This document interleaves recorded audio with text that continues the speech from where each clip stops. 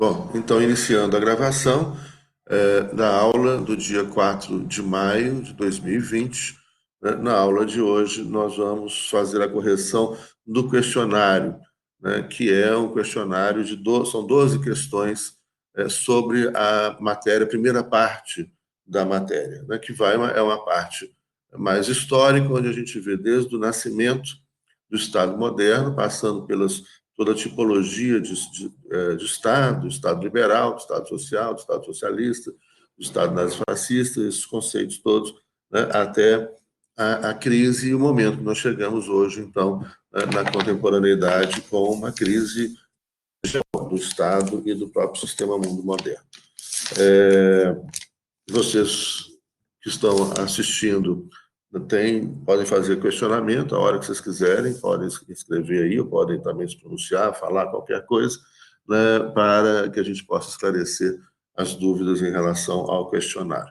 E aí, já imediatamente, a gente começa, né, nas próximas aulas, já estão gravadas todas as aulas sobre a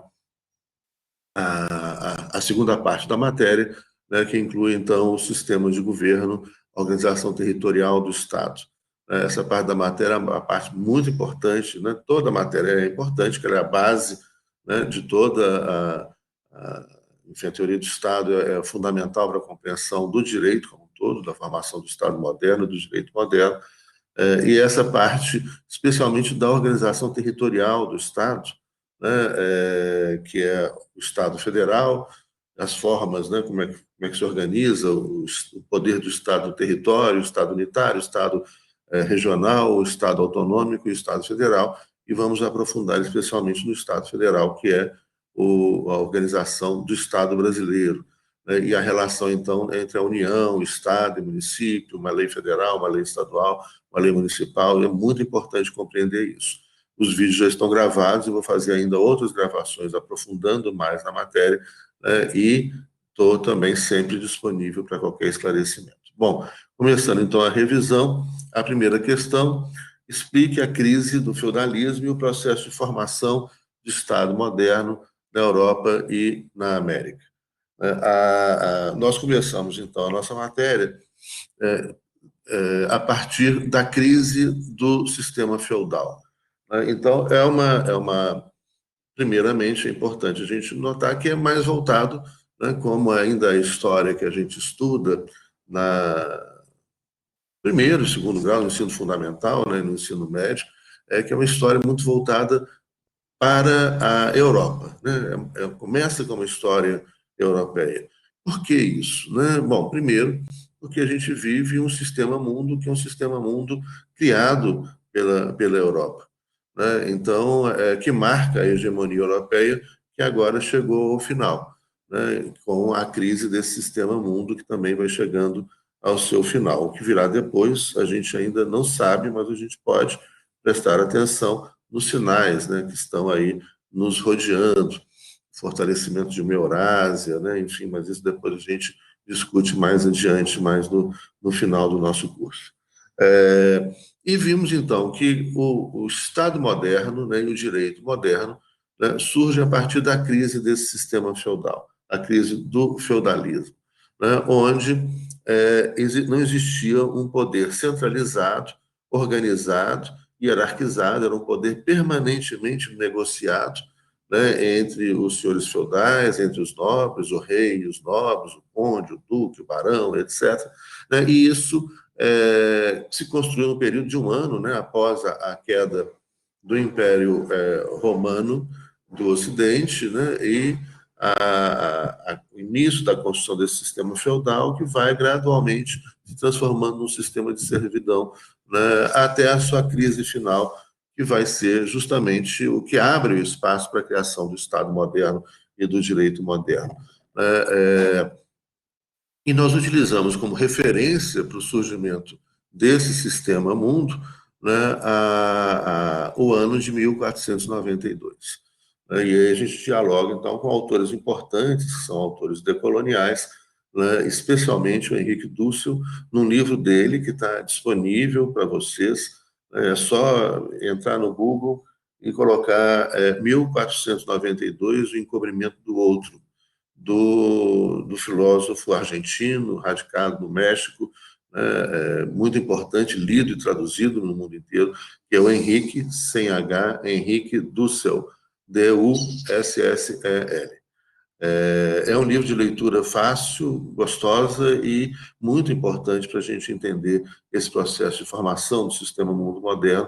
E é um livro que a gente tem trabalhado também em nível de pós-graduação, no mestrado, no doutorado, né?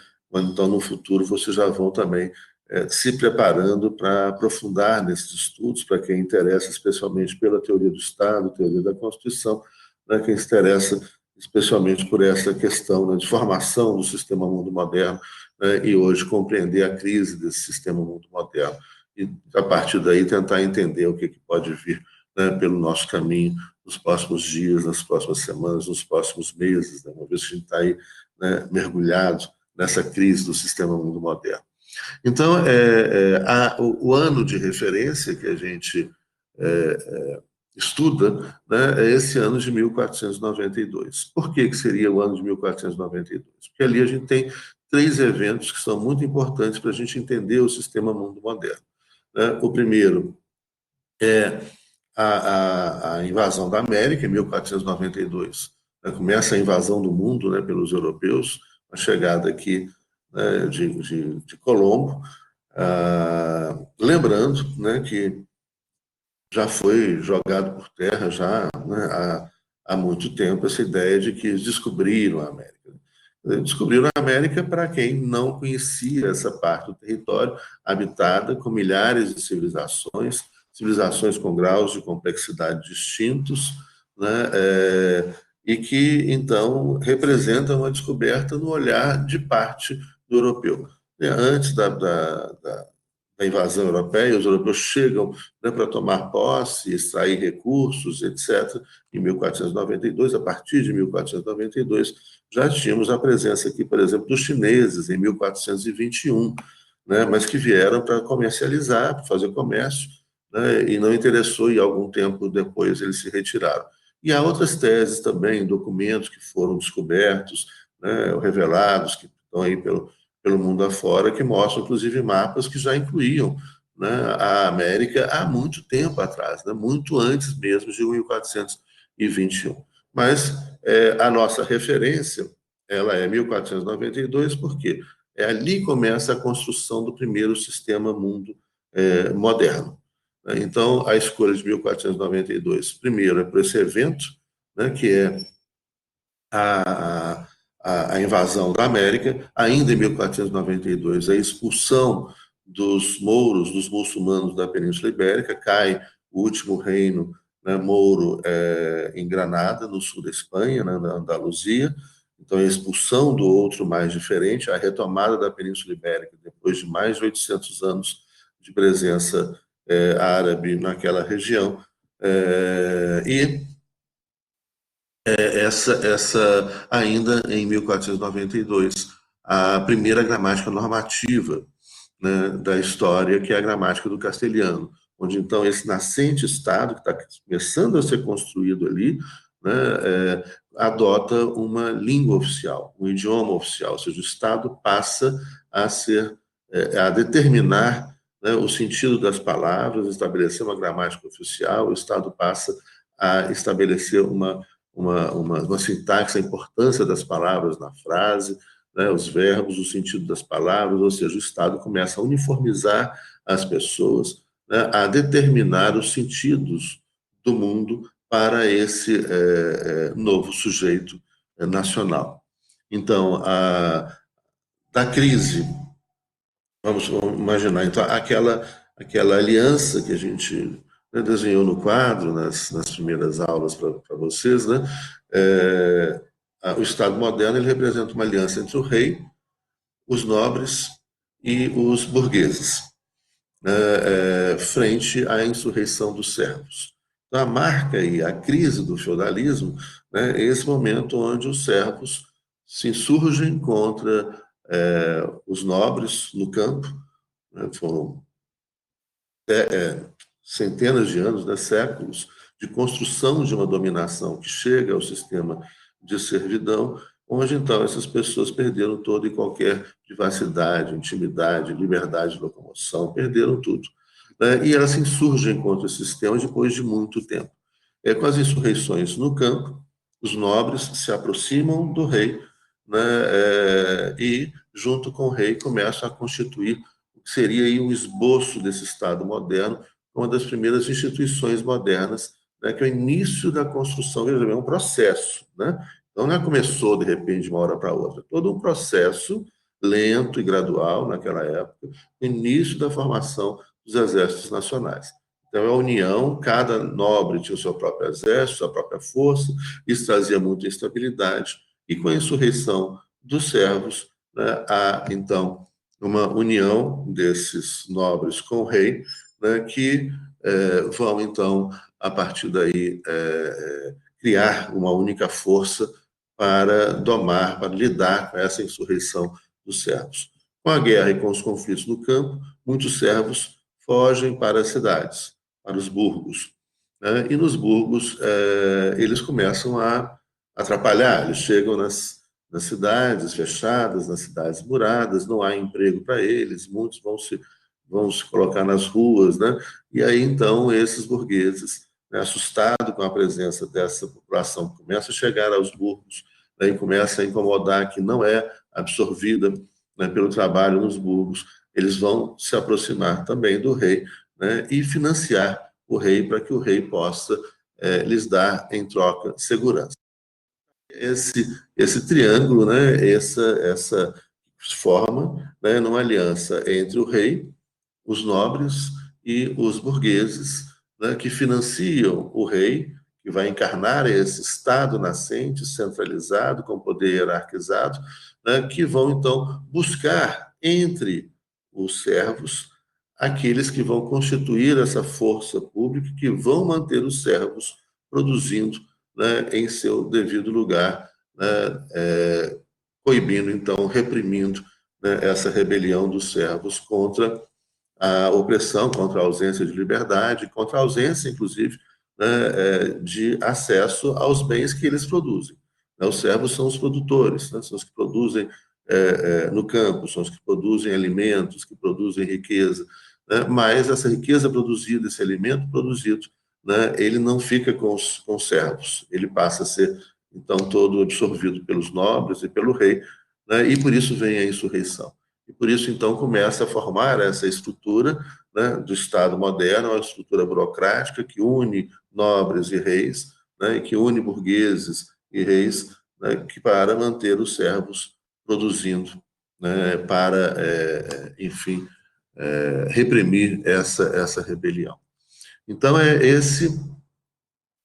começa aí a formação desse Estado moderno, né, na Europa. O primeiro Estado moderno que nós estudamos foi Portugal, né, depois Espanha, França, Holanda, Inglaterra, e aí muitos estados vão se formando, né, no decorrer desses últimos 500 anos. Grande parte dos estados nacionais, né, que a gente conhece hoje formam-se no século XIX, no século XX, né, inclusive estados que que são atores importantes, né, na transformação do mundo, né, inclusive em guerras mundiais, né, como Itália e Espanha, que são estados que se formam no século XIX. Né? Itália, unificação italiana, 1860, 61, unificação alemã, 1870, 71.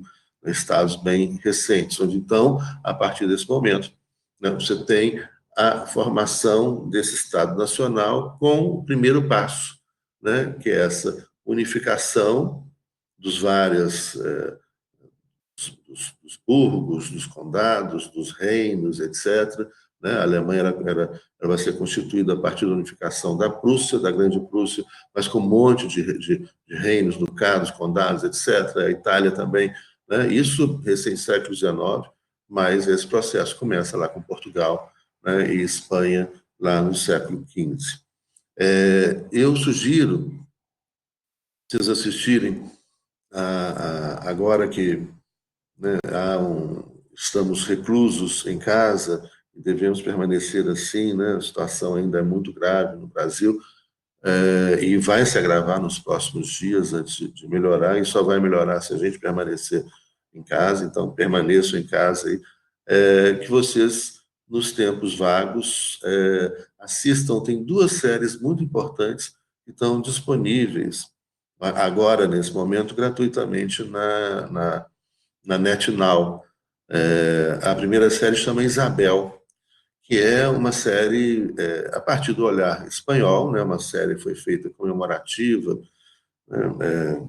Comemorar o início da invasão e da destruição, né, dos povos da América, né? Não é uma grande coisa, mas ela é uma série feita na Espanha, pela televisão espanhola e outros produtores, em 2015, por aí, chama Isabel. E nesse ele mostra muito claramente, ele é muito preciso do ponto de vista histórico, a partir do olhar espanhol, claro, a formação do Estado espanhol, né, com Isabel de Castilha e Fernando de Aragão, né, o reino de Castilha e Aragão, que é o início da unificação da Espanha, né, e ali está, em 1492, o início da invasão da América. Nesse seriado também aparece a expulsão dos muçulmanos, a queda do reino de Granada, né, esse processo de uniformização que cria as bases da futura Espanha enquanto Estado Nacional. Uma série muito boa, né, muito bem feita. E uma outra série que eu recomendo, que também ilustra muito, né, é isso que a gente está comentando, e aí, inclusive, entra nesse momento de insurreição dos servos, aí já no segundo momento, né? Lembrando, é um processo lento e gradual, então não é de repente apareceu o Estado espanhol, apareceu o Estado português. Todo um processo lento que a gente utiliza como referência simbólica o ano de 1492. E aí, então, nessa outra série, chama Carlos, Rei e Imperador, e fala, então, do neto da Isabel de Castilha, né, e do Fernando de Aragão, em volta de 1400, mentira, 1515, 1516 em diante, que começa antes da ascensão do rei Carlos, né, vai se tornar imperador na Espanha, e nesse processo, então, mostra essa manutenção, né, dessa unidade recém-criada pela Isabel de Castilha e pelo rei Fernando, e esse fortalecimento, então, gradual, né, da Espanha, mas ainda de um cenário muito cheio de conflitos feudais, né, de apoios, etc., até se formar um Estado absolutista e se firmar esse Estado moderno centralizado. E aí, então, a gente vai para a segunda questão, né? Lembrando que toda essa revisão que a gente está fazendo, né, é um resumo, respondendo o questionário. A partir daí vocês podem, né, ver o que vocês acertaram ou não no questionário, que ainda estou lendo, né, e vai demorar um pouco, são mais de 140 questionários, mas vocês podem já rever isso, né, inclusive preparando para a avaliação final, para a prova final, né, se for o caso. Ainda não elaborei a prova final, mas vai ser interessante. Então, a gente passa então para a segunda questão, né, que conceitue o Estado moderno, o Estado absolutista, o Estado nacional, o Estado constitucional, o Estado liberal, soberania externa e soberania interna.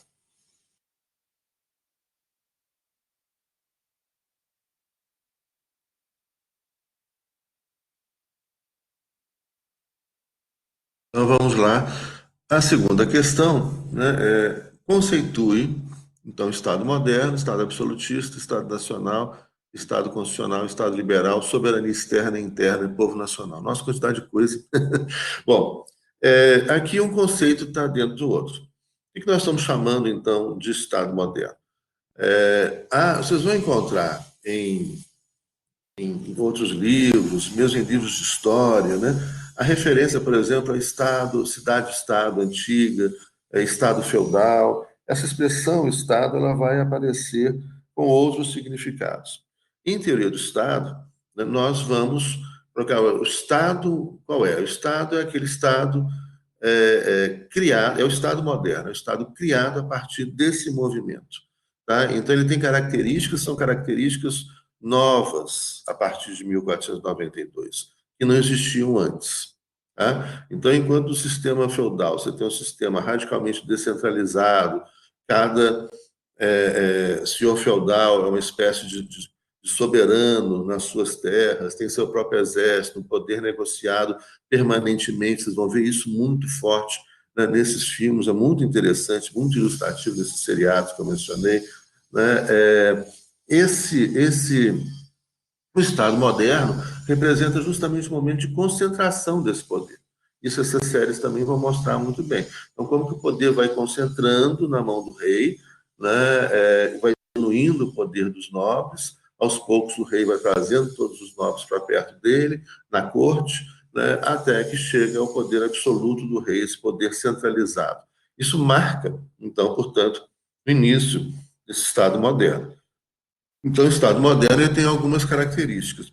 A primeira novidade, né, é um poder centralizado, fortemente hierarquizado, onde agora há apenas uma única vontade do Estado. Né? Como eu disse, isso não acontece de uma hora para outra, é um processo, né, que vai até essa concentração de poder, onde o rei inicialmente encarna o poder do Estado e passa a ter esse poder centralizado, fortemente hierarquizado. Agora, então, há apenas um soberano, né? O Estado, e essa soberania é encarnada na figura do rei, como poder absolutista. Então, esse Estado moderno, centralizado, hierarquizado, que tem a qualidade de ser soberano. Veja bem, então, existem Estados não soberanos. Se a gente pegar na estrutura da formação, por exemplo, do Estado Federal brasileiro, né? Então você tem o Estado Federal, o Brasil, que é soberano. Né? Tem a sua soberania externa e a soberania interna, que eu vou explicar daqui a pouco. Né? Esse Estado, então, ele é soberano. O Estado-membro, que são estados, são entes federados que têm autonomia, têm capacidade legislativa, fazem suas próprias leis, elegem, então, seus legisladores, elegem governos próprios, têm seu próprio executivo, têm seu próprio poder judiciário. Né? Entretanto, os Estados-membros, como Minas Gerais, São Paulo, etc., eles não são soberanos, eles são autônomos, mas não soberanos. Soberano é o Estado federal. E quem deve ser o titular dessa soberania, no Estado democrático, é o povo. Mas isso também nós vamos discutir com mais detalhe mais adiante. Tá? Então, soberano, né, é o Estado federal. Os Estados-membros não são soberanos. E a nossa federação ela é integrada também pelos municípios. Os municípios, então, têm autonomia constitucional, eles se auto-organizam, assim como os Estados-membros se auto-organizam. Né? Os Estados-membros têm uma Constituição própria, mas não são soberanos. Isso significa que a Constituição dos Estados-membros devem obediência à Constituição Federal do Estado Federal, que esse sim é soberano. Assim como os municípios que têm leis orgânicas, né, as constituições municipais devem obediência às constituições estaduais e às constituições federais. Né? Então, aí há três esferas de poder, onde tem a União, com o Executivo, Legislativo e Judiciário. A União não é soberana, soberano é o Estado Federal. Nós vamos voltar nisso agora com a nova matéria, né, a partir da semana que vem. Nós vamos entrar no Estado Federal, na organização territorial do Estado, e vocês vão entendendo aos poucos essa estrutura federal, como eu disse, que é muito importante. Né? O Estado-membro tem executivo, legislativo e judiciário, mas tem capacidade de ser auto-organização, mas não é soberano, ou seja, ele é subordinado à Constituição Federal.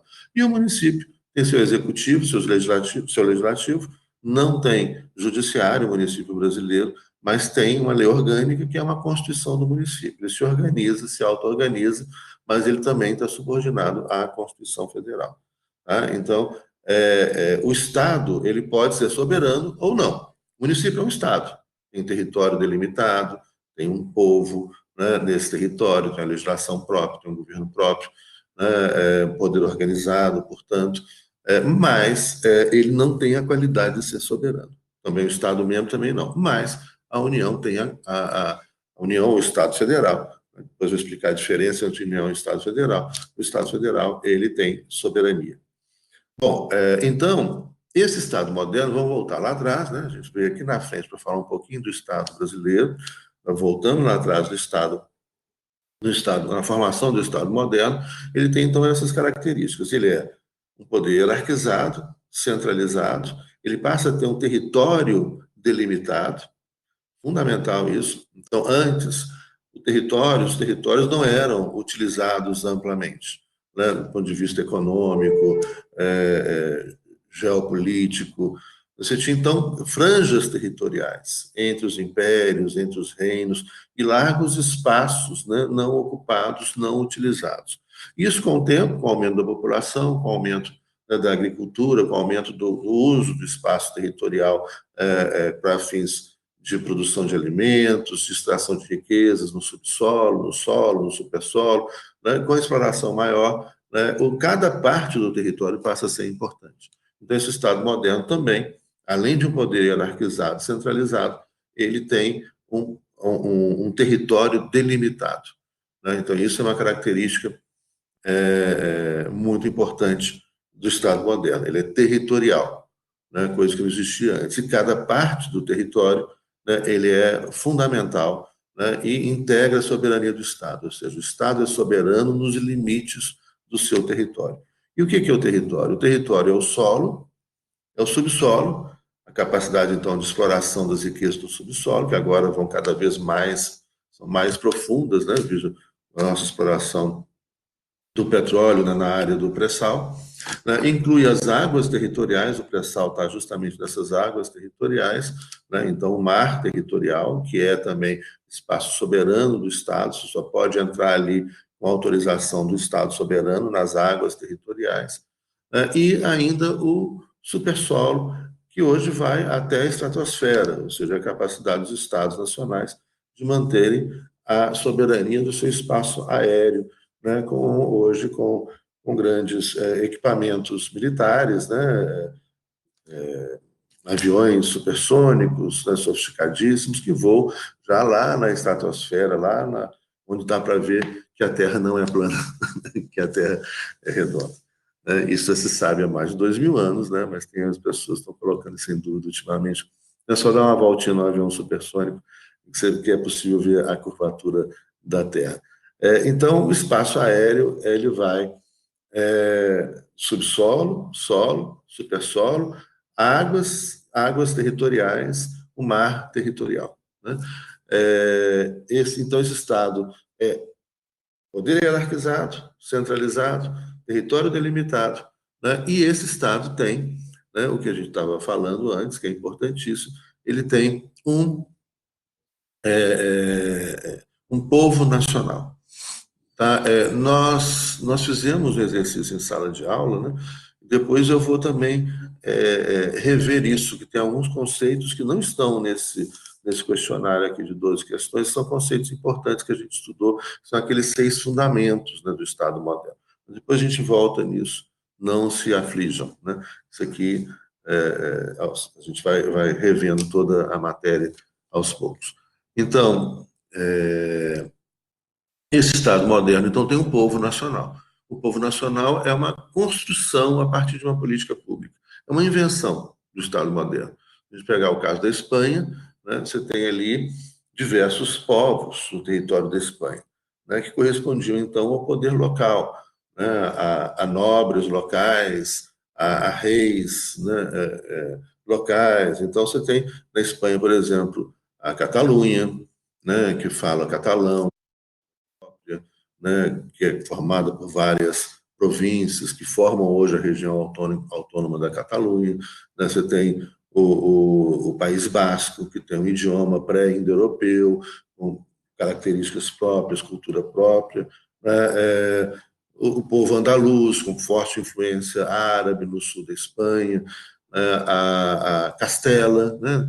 Que vai ser o povo que vai dominar, né? Os castelhanos vão impor o seu idioma, o espanhol é castelhano, né, e assim por diante. Então, nesse território que forma a Espanha moderna, você tinha isso, vai se reproduzir em vários outros estados pelo mundo afora, né, você tinha diversos povos, existiam diversos povos que tinham sua cultura, seu idioma, etc. Mas agora, formando o Estado moderno com poder centralizado, é fundamental você criar um povo nacional, uma nova identidade nacional, por sobre as identidades pré-existentes. Lembra disso, né? A gente falou isso muito em sala de aula. Então, uma nova identidade por sobre as identidades pré-existentes. É a invenção do espanhol. Nós podemos dizer que não existiu espanhol antes de 1492. Mesmo assim, a partir de 1492, uma construção lenta, gradual, dessa identidade nacional.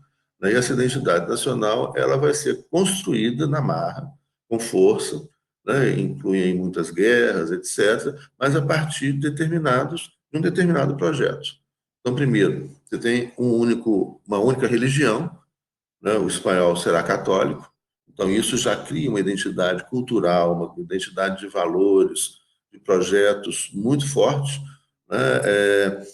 Você cria um inimigo comum, no caso a gente está citando como exemplo o caso espanhol, né? A expulsão do outro, né? A expulsão do, do muçulmano, a expulsão dos judeus, dos muçulmanos da Península Ibérica, né? Então isso marca um outro momento importante, né, desse projeto de construção de uma nacionalidade, ou seja, onde o espanhol, o que eles têm em comum?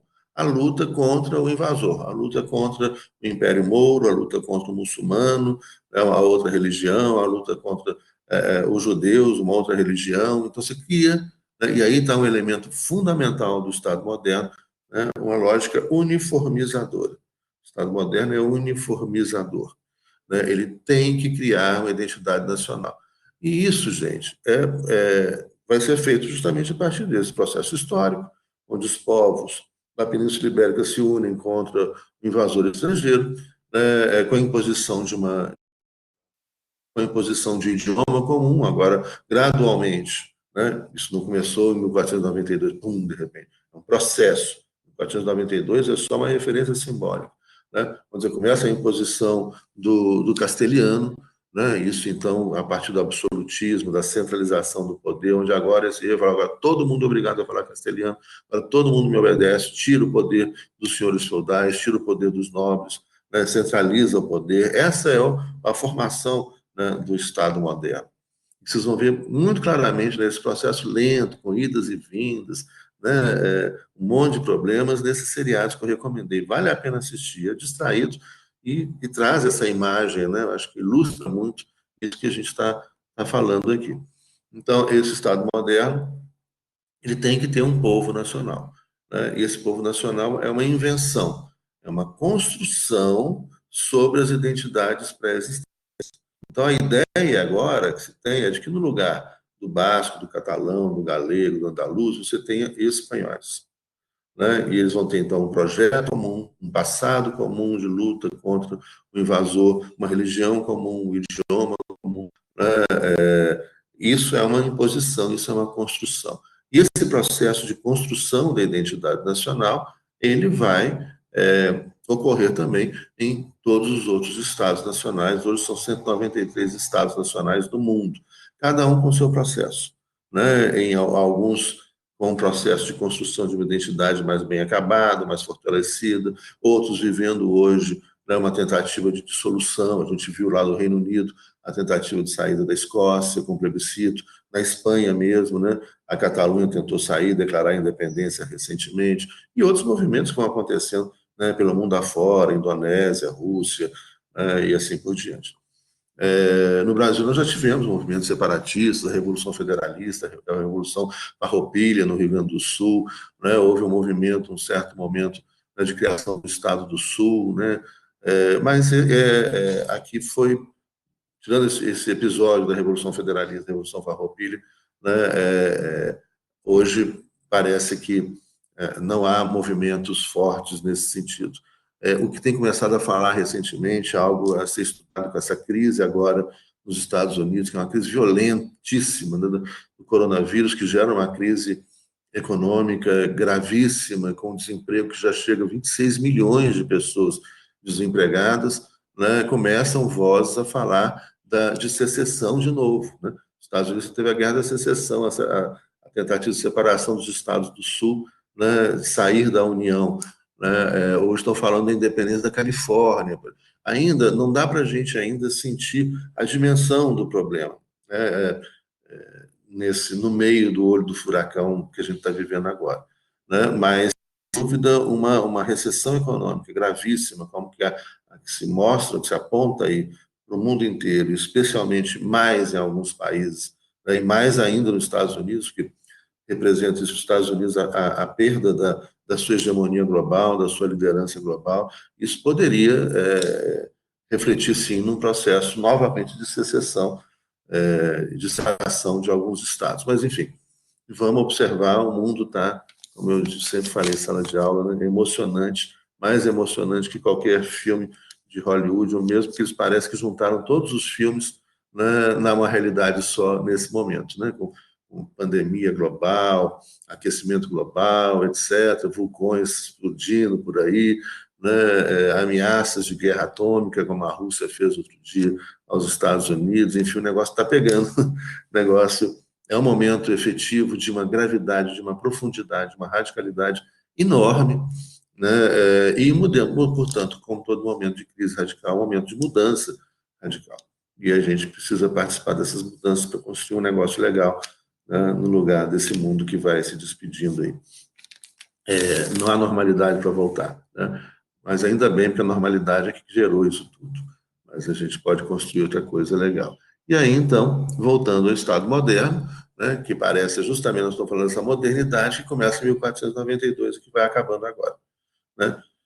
E é daí que eu chamo muito a atenção para vocês, gente, da importância da gente estudar hoje, principalmente aqui a base do direito moderno, né? A teoria do Estado, a teoria da Constituição, a teoria do direito, né? Mesmo porque esse direito escrito, positivado, que a gente fica aflito para estudar, quero direito penal, direito processo penal, isso tudo vai mudar numa velocidade impressionante. E para entender essas mudanças, de onde a gente veio e para onde que a gente pode ir, a gente precisa da base teórica. Mais do que nunca, né? Vocês, todos nós, precisamos ter uma fortíssima base teórica. Tem que estudar, gente. Senão vai ficar de fora, né? E mesmo porque nesse mundo que vem aí não vai ter espaço para todo mundo inicialmente, não. A gente vai construir, né, um mundo que tem espaço para todo mundo possa ser feliz, mas inicialmente não vai ter, né? E para a gente poder construir outra coisa, tem que estudar. Estudem, né? Tem muita coisa, tem muito material, né, para vocês estudarem, né, para vocês lerem, para vocês assistirem, né? Aproveitem esse momento e essa energia toda que vocês têm, né, para fazer isso.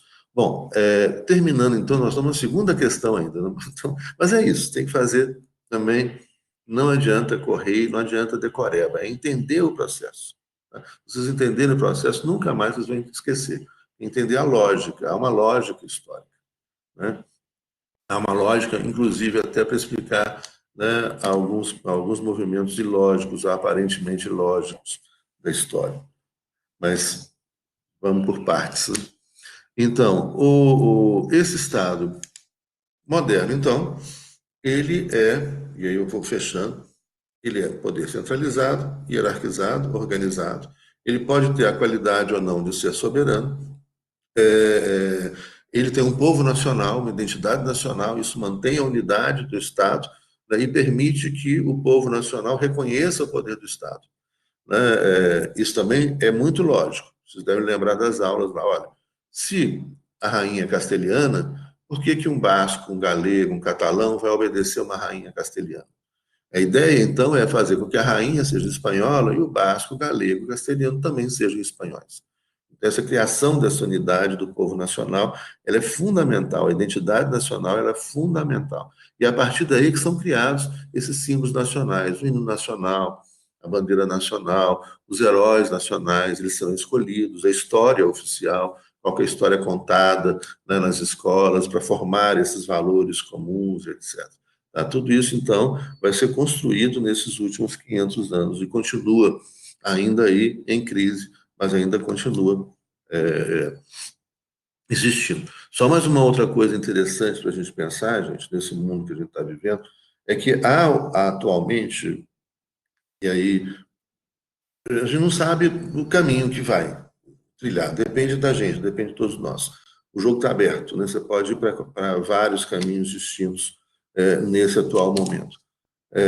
Mas algo que tem ocorrido e que ainda vai ser marcante nos próximos movimentos, né, desse jogo de xadrez global, é a tentativa de fortalecer de novo os Estados nacionais. Só que isso é uma imensa contradição, é um imenso problema. Né? Uma ideia inicial que alguns Estados nacionais têm é de que eles vão fechar sua fronteira, né, evitar que o estrangeiro chegue, evitar que essa pessoa chegue com doenças. Né? A gente viu que ainda há uma discussão também no campo político, e não só, né? Há uma politização forte dessa discussão, mas tentar identificar onde teria começado esse coronavírus. Foi nos Estados Unidos, foi na China, né? Tem várias hipóteses aí, né? E cada um vai falando, contando a hipótese favorável aos seus interesses geopolíticos, né? Então, dependendo de onde você lê, você vai encontrar uma versão diferente, até que a gente possa ter efetivamente um posicionamento científico claro, se é que a gente... Mas isso aí virá com o tempo. Mas o que eu estou querendo dizer é que os problemas hoje são globais. O aquecimento global, que é o maior problema que a gente tem, né, o coronavírus decorre do aquecimento global, então ele é muito maior, né, do que o coronavírus, mesmo porque solucionando isso, se a gente continuar destruindo o meio ambiente, virão outros vírus cada vez piores, então a gente tem que mudar a nossa forma de produzir, de viver, etc. Urgente, já passou, né, o tempo da gente fazer isso. Os problemas são globais, né? E logo as soluções não serão nacionais. Não tem jeito. Por quê? Imaginar, você cria na Holanda, né, um país que investe, Espanha, outro país que investe pesado em energia limpa. Tem muitos países europeus investindo em energia limpa. A China começou a investir agora em energia limpa. Tem outros países que não investem em energia limpa e fazem a questão de usar energia suja, inclusive Estados Unidos, por exemplo. Né? O problema é que se você, né, a Holanda, um paísinho pequenininho, bonitinho, arrumadinho, né, liberal, democrático, etc., ele tem energia limpa, as pessoas agora estão começando a falar em decrescimento, né, os holandeses estão partindo na frente em falar uma outra economia, que não seja economia de ultraconsumo, etc. Né, só que se eles podem criar um universo lindinho para eles ali, né, com energia limpa, com pessoas saudáveis, etc. Só que se os outros continuarem poluindo, eles estão no meio disso. Ou seja, o que eu estou querendo dizer, a solução, ela não é mais uma solução nacional. Não adianta só a Holanda gerar energia limpa, né, se China, Estados Unidos continuam, que são os que mais produzem e mais poluem, continuam com energia suja e com hiperprodução, hiperconsumo, hiperexploração. Né? Não adianta isso, aí vai, não adianta a Bélgica, não adianta, e aí diria, não adianta nem mesmo a China ou os Estados Unidos, né, se o outro não fizer. Né? Por quê? Porque isso nós estamos falando aí quando a gente traz isso para o direito, a gente está falando de direitos difusos. Esses direitos difusos, eles não têm como ser separados. Se uma pessoa polui lá do outro lado do mundo, está afetando a gente aqui, e vice-versa. Né? Então, a solução nacional, o Estado Nacional, a tendência é que ele seja superado, mas ele não será superado tão facilmente. E o movimento agora até um movimento desesperado de fechar fronteiras. Né? A gente viu na União Europeia como que a União Europeia não funcionou enquanto União. Os estados do Norte não quiseram ajudar os estados do Sul. Os países que começaram sofrendo muito mais com o coronavírus, Itália e Espanha, né, não tiveram a solidariedade de países como a própria Holanda ou a Alemanha. Então, essa é uma equação que exige da gente respostas rápidas. É muito interessante, vocês estão vendo? É muito legal a gente estudar, né, e inserir a teoria do Estado, isso tudo que a gente está discutindo aqui, né, dentro da realidade que a gente está vivendo. Né? Isso é fundamental. A ideia da teoria do Estado é a gente ficar estudando aquele negócio como se fosse história, como se pertencesse ao passado. Não, isso é o nosso presente. Isso é o nosso futuro. Né? Ou seja, o que a gente vai querer? A gente vai querer continuar com essa fórmula do Estado moderno construída a partir de 1492? A gente vai construir outra coisa? A gente vai querer continuar com essa economia de hiperexploração, do ambiente, seja no seu formato, que são economias modernas, o capitalismo e depois as experiências socialistas. Mas tanto o capitalismo quanto o socialismo foram de hiperexploração do planeta e dos recursos. Nós vamos continuar com essa equação, a gente vai continuar com essa briguinha ridícula, ultrapassada, absurda, né? Ah, capitalista, comunista, capitalista, comunista. O sistema moderno faliu. Então não é nem capitalismo, nem socialismo real. Não é mais superexploração. Não dá para continuar, porque se for continuar com isso, morremos. É simples. E rapidamente. Não vai demorar. Né? Então a gente tem que mudar isso. Daí que é importante estudar, gente. É muito legal. Fala para os seus colegas, né, que não estão estudando, né, para estudar, para pensar. Né, porque vocês vão ser fundamentais. Vocês é que vão construir esse outro mundo que vem aí. Né? E se vocês não se prepararem para isso, dançou. Dançamos todos. Né? Eu menos, que eu tenho menos tempo, mas vocês, seus filhos, netos, né, dançaram. Isso depende, né, de vocês se prepararem para construir esse outro mundo urgente. Bom, ainda na questão 2, ótimo, né, que é aula, discussão, vamos acrescentando, né, novas reflexões. Eu tenho lido assim, alucinadamente o tempo todo, então tem muita coisa nova para falar, para pensar. As pessoas estão escrevendo muito a respeito do que a gente está vivendo, está muito interessante. Né? Então, voltando aqui, esse Estado moderno, a primeira forma do Estado moderno é o Estado absolutista. Então, o Estado absolutista é o Estado moderno, né, na sua primeira forma. Né? O que é, então? Território delimitado, povo nacional, poder hierarquizado, soberano ou não. Né? O Estado absolutista ele será sempre soberano, o Estado soberano, né? Altamente centralizado, um território bem delimitado, e ele não terá uma separação de poderes. Ele não tem uma Constituição.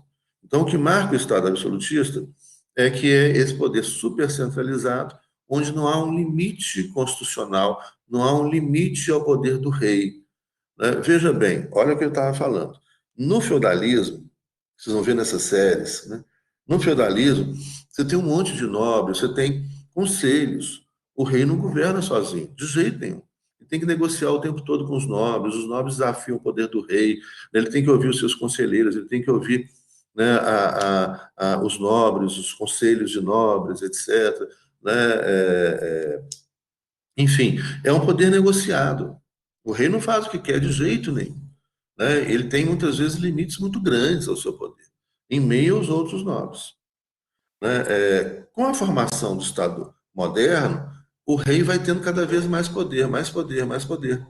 Né? O poder vai ser cada vez mais centralizado. E esses nobres vão perdendo o poder. Desaparecem, portanto, né, muitos limites ao poder do rei. Então, esse Estado moderno nasce absolutista, tirando os limites ao poder do rei. Né? Ele é um Estado centralizado. Né? E aí ele é, por esse motivo, uniformizador. Esse rei vai uniformizar tudo, vai obrigar todo mundo a fazer o que ele quer, vai falar o idioma que ele impõe, a religião que ele impõe, etc, etc. Aí está a formação do Estado moderno. Não é mais aquele poder radicalmente descentralizado e negociado, agora um poder unitário. Esse Estado absolutista moderno, ele é também um Estado nacional. Então, é uma outra expressão.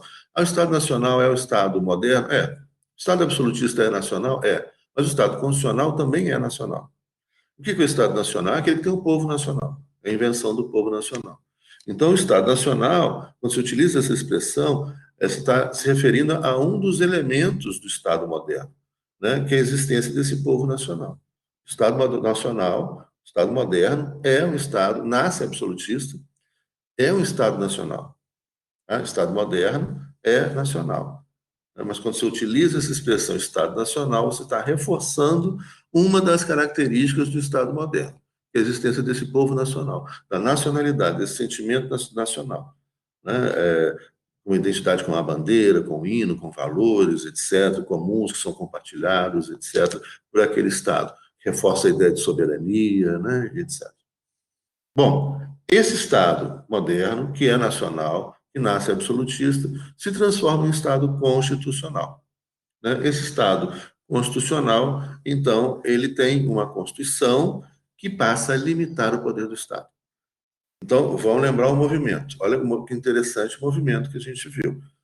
Tem o poder do rei limitado pelos nobres. Ele tem que negociar o tempo todo com os nobres, ele depende, negocia apoios, negocia apoio de exército, né, tributos, recursos. Então, o rei tem que pedir, falar, nós vamos ter que fazer a guerra contra o fulano de tal lá, você manda seu exército para a gente, né, paga tributos para a gente fazer armas, etc., comprar armas.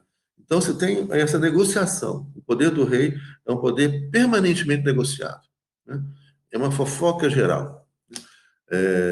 Esse poder negociado gera instabilidade, né? E aí os servos se insurgem. É nesse momento que esses nobres se aproximam do rei e falam: não, vamos agora fortalecer, criar um único exército para manter esses servos no lugar deles. Esse movimento, então, é o primeiro movimento de formação do Estado moderno, né? A insurreição dos servos, nobres e reis se unem, formam um exército só, fortalece o poder do rei. Esses servos se rebelam, vão para as cidades, nas cidades os burgueses, né, se aproximam do rei, financiam o rei para que o rei dê segurança na sua propriedade contra essas pessoas que chegam nos burgos. Tá? Então, esse Estado, que era descentralizado, com o poder do rei bem limitado pelo poder dos nobres, agora centraliza o poder do Estado absolutista. Só que esse Estado absolutista traz, se ele soluciona problemas de um lado, ele cria problemas de outro. E é uma pergunta também que a gente sempre tem que fazer, né? Problema de quem? O Estado moderno soluciona o problema de quem? Dos nobres, dos burgueses e do rei, né? Não dos servos. Ele mantém o problema. Agora, os servos vão se transformar em súditos, né? Então, esses súditos devem obediência só ao rei. Então, momento do Estado absolutista, centraliza o poder. Só que, se de um lado ele centraliza o poder, põe ordem, né, e mantém os servos, agora transformados em súditos, trabalhando e produzindo, né, ele afeta muito o poder. Vou chegando mensagens aqui, eu tenho que desligar essas mensagens, eu desconcentro.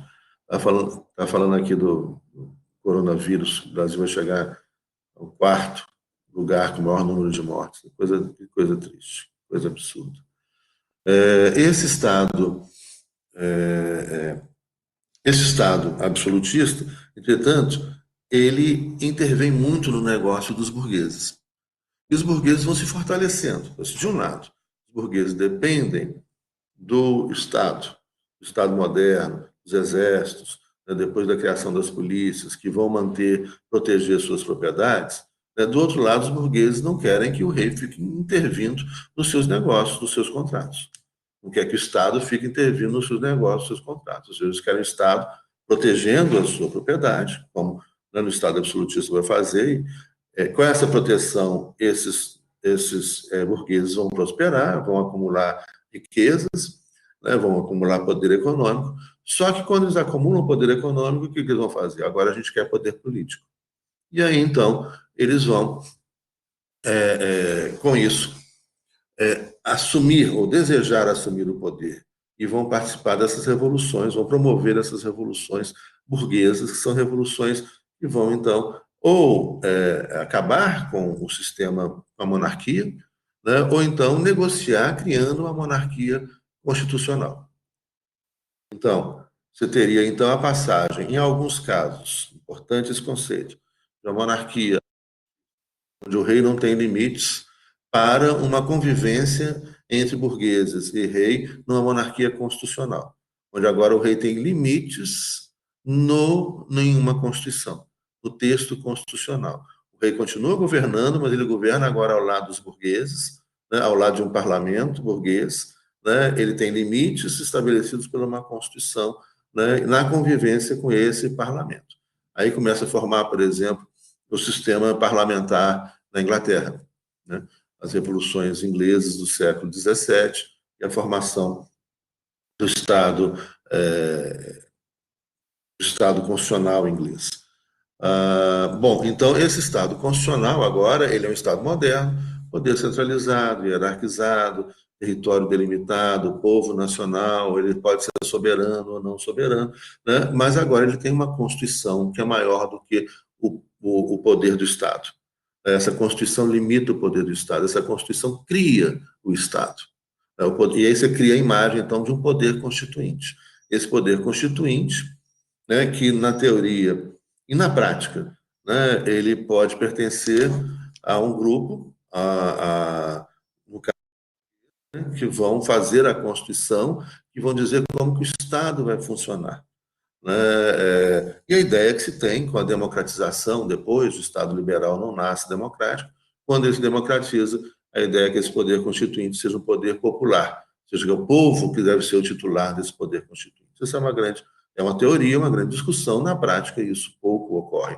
Né? Mas, inicialmente, então, você cria o quê? Agora você tem um poder constituinte, um poder dessas pessoas que assumem, né, com as revoluções burguesas.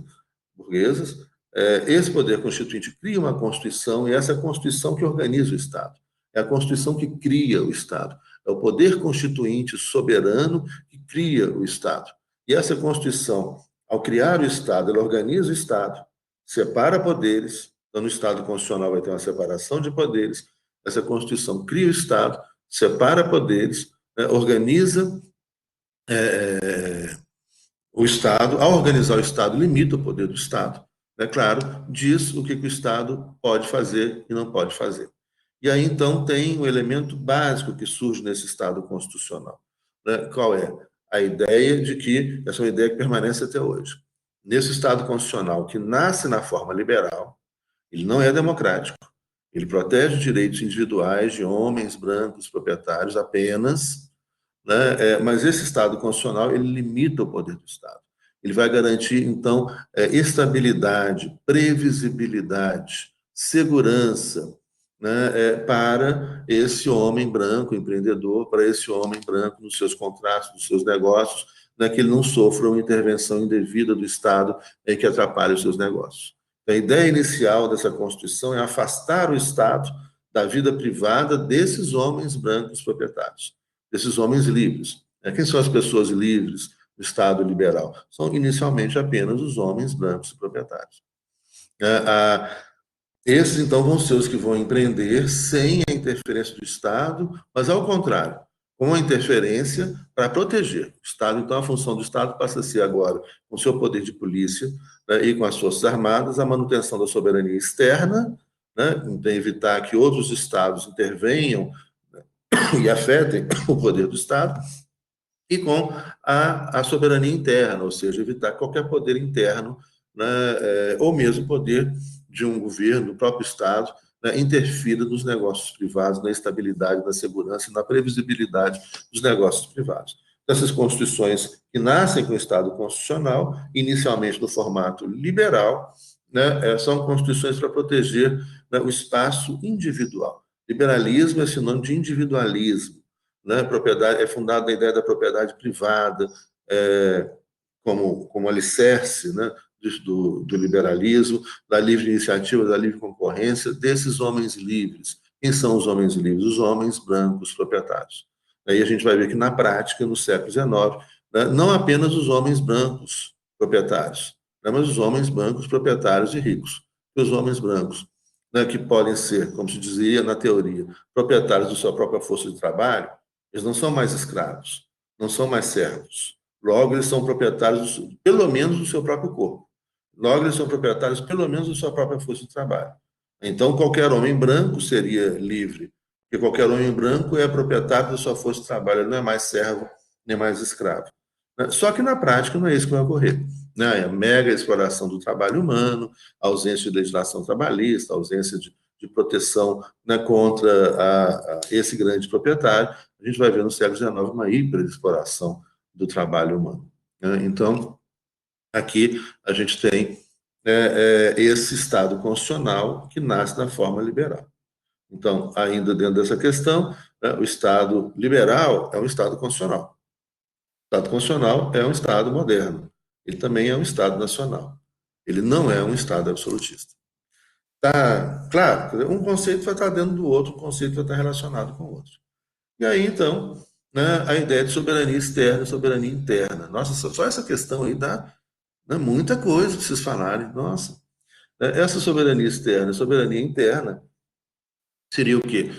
A gente vai lá na formação do Estado moderno, né? Lá na formação desse Estado moderno, a ideia de soberania interna significa poder supremo.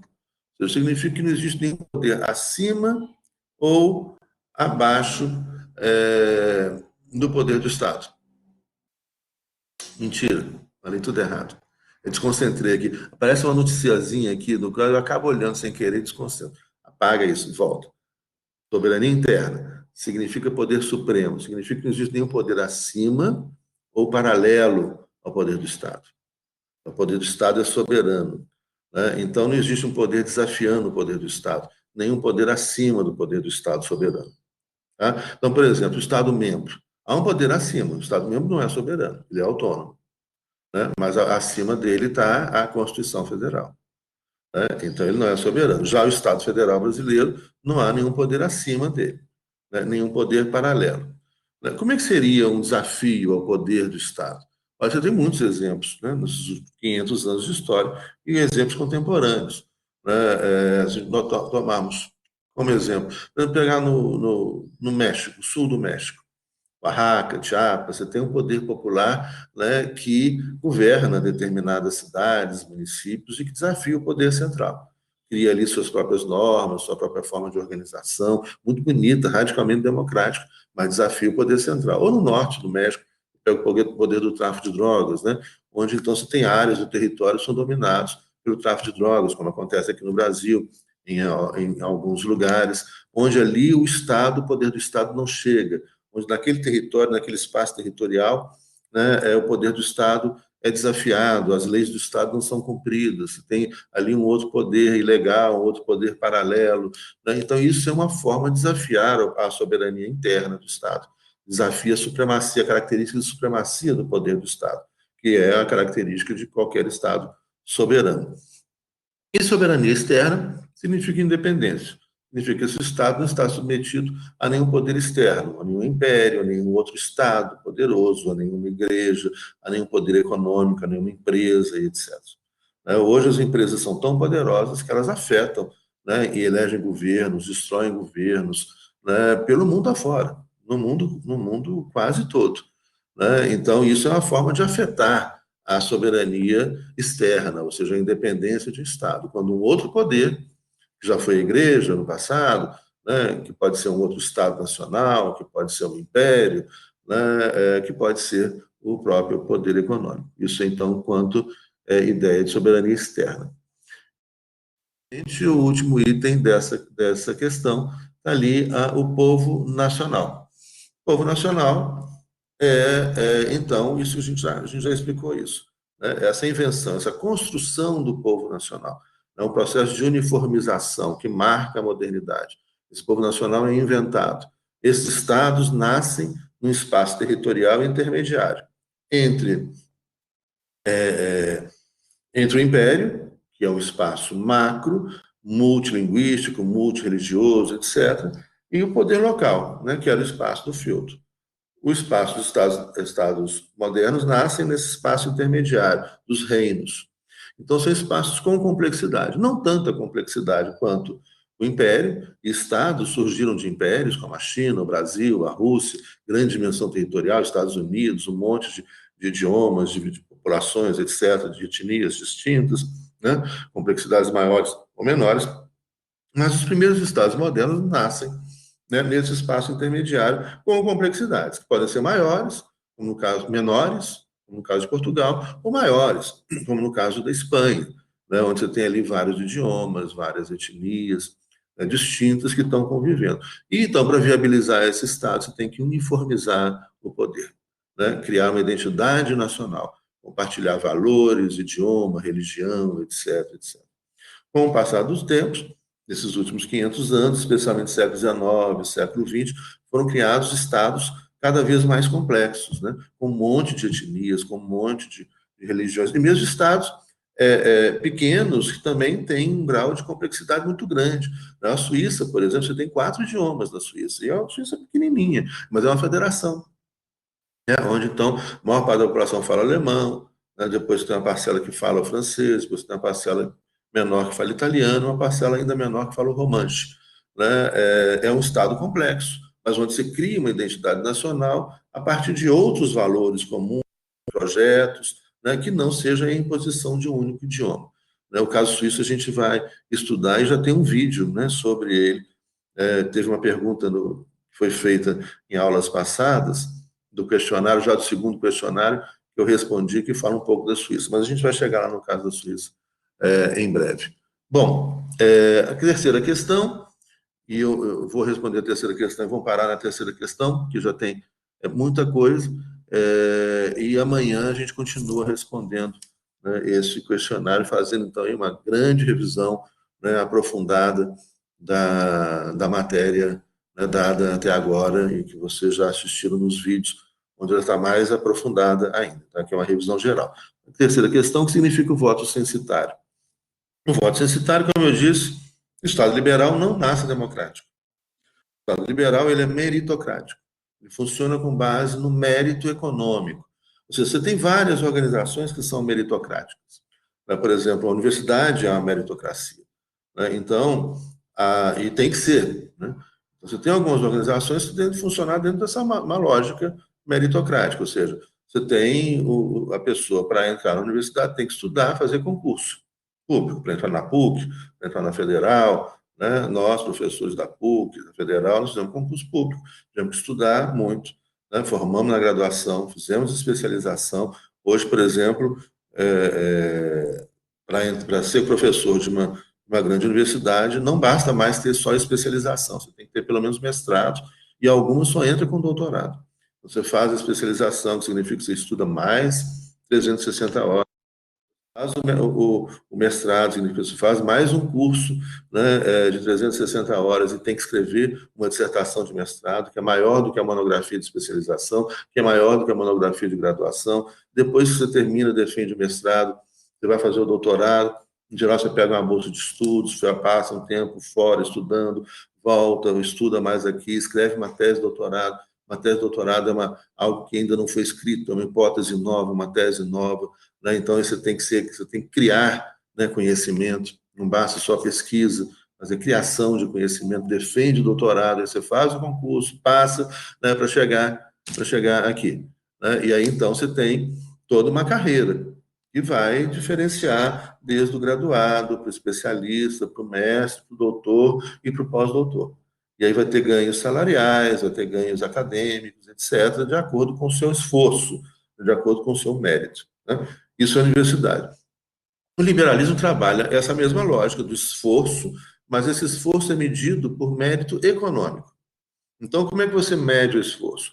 O sujeito, a ideia liberal, século XVIII, XIX, né, era de que o sujeito trabalhou mais, logo ele ganhou mais, né, e logo ele merece mais. Ele merece, então, participar do poder do Estado. Aquele que não trabalhou, que não tem dinheiro, não merece participar do poder do Estado, não merece votar, não merece ser votado. E aí, então, é que vem o voto censitário. O voto censitário vem da palavra censo.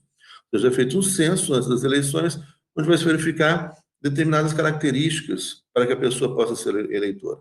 Né? Idade, gênero, século XVIII, XIX, só os homens podiam votar. Lembra que nós comentamos que até 1914, né, só 4 países no mundo existia o voto feminino, né, e igualitário, que era a Nova Zelândia.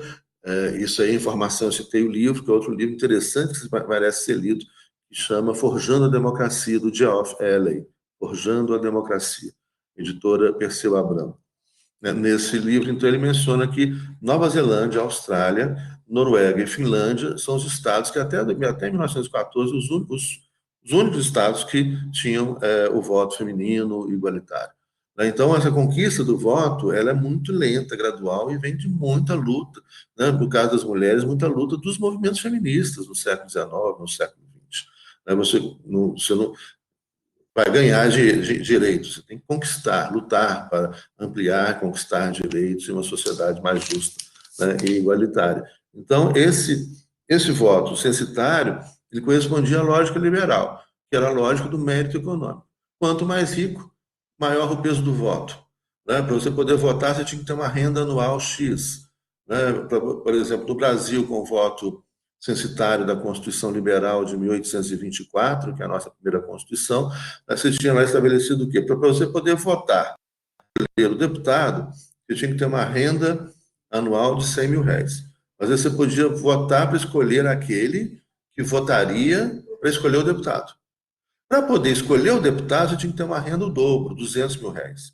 O seu mérito era maior. Trabalhou mais, ganhou mais dinheiro, etc. Mas você não podia ser candidato a deputado. Para ser candidato a deputado, tinha que ter um mérito maior, tinha que ter mais riqueza, R$ 400.000 por ano. E para poder ser candidato ao Senado, R$ 800.000. Você tinha toda uma hierarquização, né, que era estabelecida a partir da Constituição de 1824, uma Constituição liberal do Império do Brasil. Então, portanto, o Brasil era uma monarquia constitucional, né? O rei tinha limites numa Constituição, né? E convivia com um parlamento burguês de homens brancos, proprietários e ricos, né? Porque só os ricos podiam votar e só os mais ricos podiam se candidatar, né? E isso fazia com que a participação no processo político no Brasil, né, girasse em torno, né, no início, ali, 1,5%, né?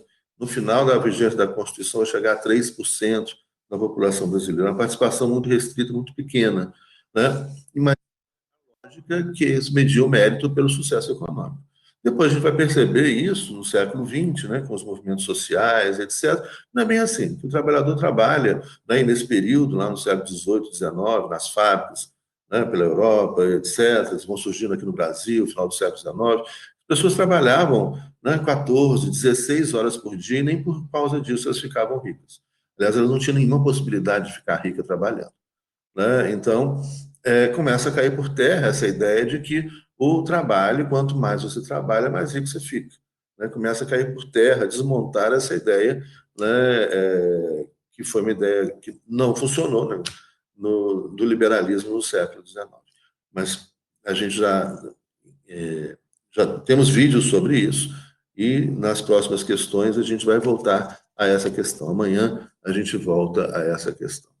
Ô, gente, pergunto se vocês têm algum questionamento com relação a tudo que foi dito hoje, se ficou claro essas três primeiras questões, né? Obviamente que eu não pedi que vocês falassem tudo isso que eu falei, né? Então, aqui é uma oportunidade da gente rever a matéria, vocês viram em vídeos, né? Está toda disponível em vídeo, e que a gente reorganizar isso na nossa cabeça. Amanhã a gente vai, então, finalizar esse questionário, são 12 questões, nós respondemos só 3 hoje, mas as próximas questões, tem muitas que já estão ligadas a outras. Então, pode ser que a gente finalize amanhã, ou se não finalizar amanhã, temos tempo, finalizamos na outra semana, né?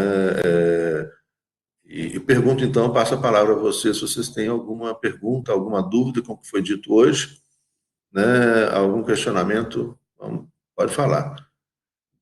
Melhor do que escrever, a gente fala, ficou sem dúvida, falou, Silvio, sem dúvidas. Beleza, ficou claro então. Pode falar, gente, aparece uma imagem.